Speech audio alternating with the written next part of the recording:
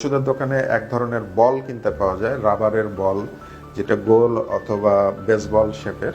তো সেগুলো দিয়ে আমরা যদি এক্সারসাইজ করি, মানে জাস্ট বলটা নিয়ে এইভাবে পাঞ্চ করা, এই পাঞ্চ করলে হবে কি, এই শিরার ভিতর দিয়ে যে ভেনাস রিটার্ন, সেই রক্তটা দ্রুত যাবে এবং বেশি পরিমাণে যাবে।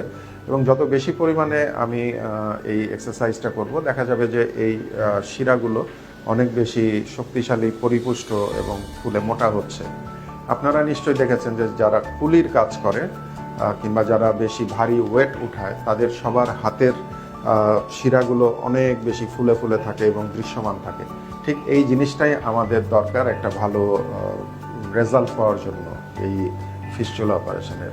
এছাড়াও আরেকটা জিনিস হলো, যেটা অপারেশনের আগে আগে খুব ইম্পর্টেন্ট, সেটা হচ্ছে যে ব্লাড প্রেশারটা একটু বেশি থাকা। সাধারণত কিডনি রোগীদের রক্তচাপ বেশিই থাকে, তো সেটা ওষুধ দিয়ে কমানো হয়। বাট যদি অপারেশনের 2-4 দিন আগে থেকে এই প্রেশারটা একটু বাড়তি আমরা রাখতে না পারি, তাহলে আর্টারির রক্তটা ঘুরে আর ভেইনের দিকে যেতে চাইবে না, সে তখন তার সোজা পথেই চলে যাবে। যার কারণে আমরা সবসময় রুগীদেরকে বলি অন্তত অপারেশনের একদিন আগে থেকে এই ব্লাড প্রেশার কমানোর যে ওষুধগুলো, সেগুলো সাময়িকভাবে বন্ধ রাখতে, যাতে প্রেশারটা